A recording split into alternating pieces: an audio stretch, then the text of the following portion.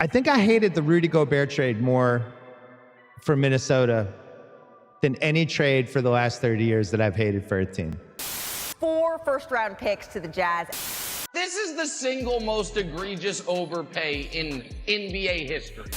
Rudy Gobert, I'm done with you. You suck. You're sorry. I'm fading you behind the rest of the series, you big dummy. Every single time you believe in Utah, they let you down.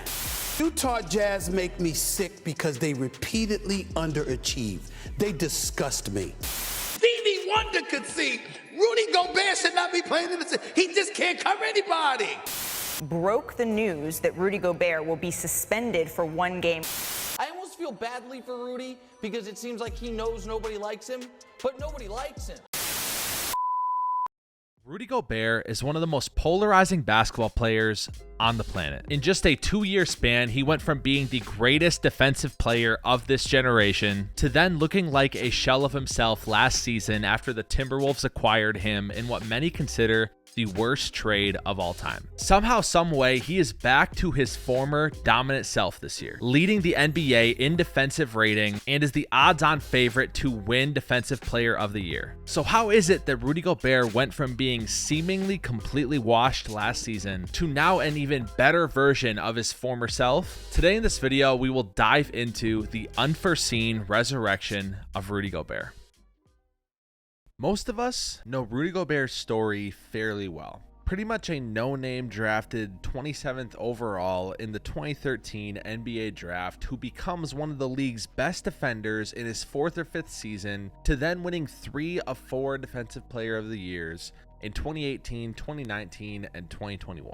Leads his Utah Jazz teams to immense success in the regular season, but could never seem to get it done in the playoffs, specifically in 2021 and 2022.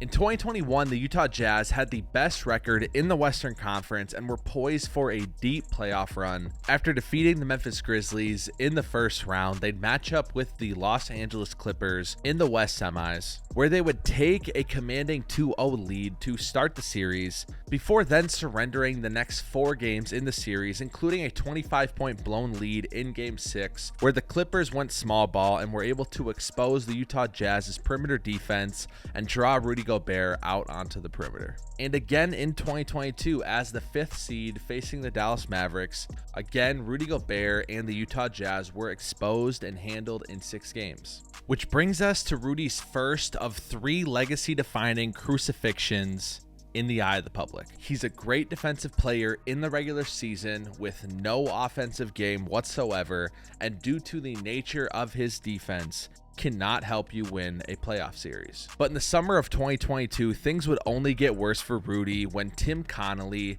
newly hired GM of the Minnesota Timberwolves, would break NBA Twitter, acquiring Rudy Gobert in what many perceived at the time to be the worst trade in NBA history, or at best tied with the Kevin Garnett and Paul Pierce Nets trade, which became Rudy's second legacy-defining crucifixion pretty much overnight, being the guy on the wrong end of the worst overpay in NBA history.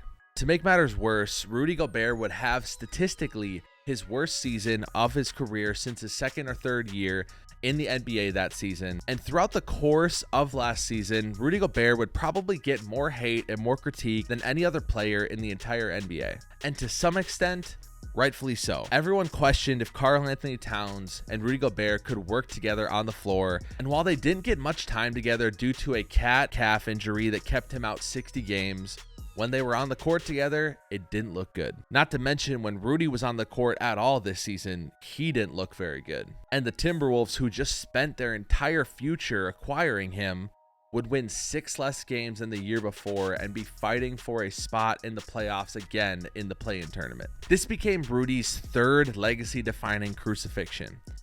He's washed at 30 years old and never going to be the same. So the question we have to answer in this video is, how did Rudy Gobert resurrect himself this season?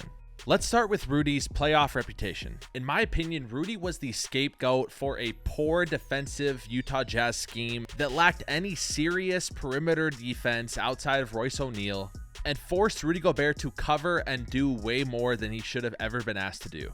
A couple analysts that were smart enough to point this out in real time were Kenny Beecham on Through the Wire podcast. Those are 4 perimeter defenders that are not very good. So their defense is, we gonna try to stay in front of Paul George, but we probably can't. And JJ Redick on First Take with Stephen A. Smith. Who is the liability? What do you mean, who's the liability? Is I it the just told you perimeter who the liability defense, was. or is it Gobert? No.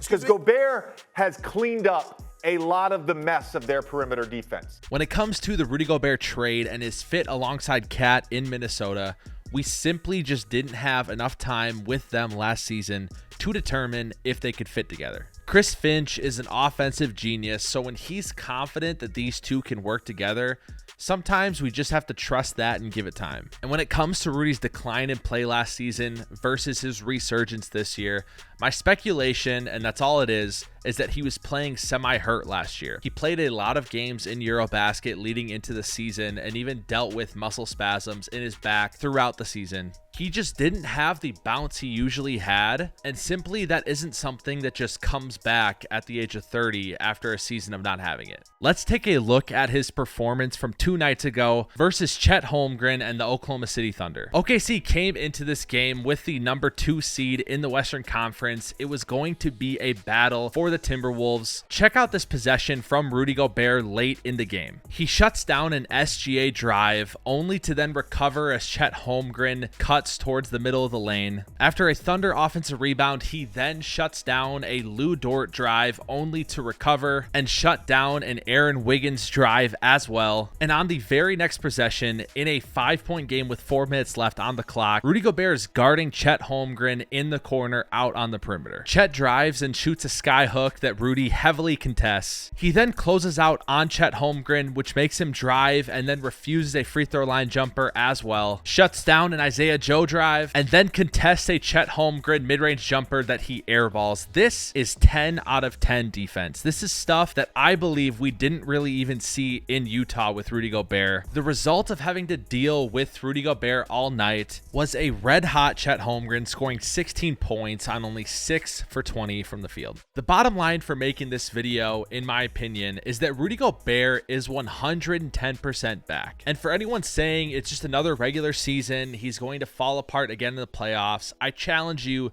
to compare the 2 rosters between the Utah Jazz and the Minnesota Timberwolves. Timberwolves have arguably one of the best perimeter defenders in the NBA in Jaden McDaniels, not to mention Nickeil Alexander-Walker, who is a very good perimeter defender as well. And they have Anthony Edwards, who when he wants to be, can also be an elite perimeter defender. You also have Kyle Anderson and Cat, who are playing very well on defense next to Rudy Gobert. This team's identity is defense, which is a stark contrast from Rudy's time in Utah. Minnesota has held opponents to a league-leading 9 times under 40% from the field. No other team has done this more than 5 times, and 7 teams have yet to do it. And like I said earlier, they are the number 1 defense in the NBA, and Rudy Gobert is plus 250 to win Defensive Player of the Year. This team is for real, and while they may not finish first in the Western Conference, I feel pretty confident they're going to be a top 4 seed and be able to do some damage in the playoffs. And if nothing else, I think the basketball world owes Rudy Gobert a huge apology for what they've put him through over the past 3 to 4 years. I can't think of another player in today's NBA with his type of elite accolades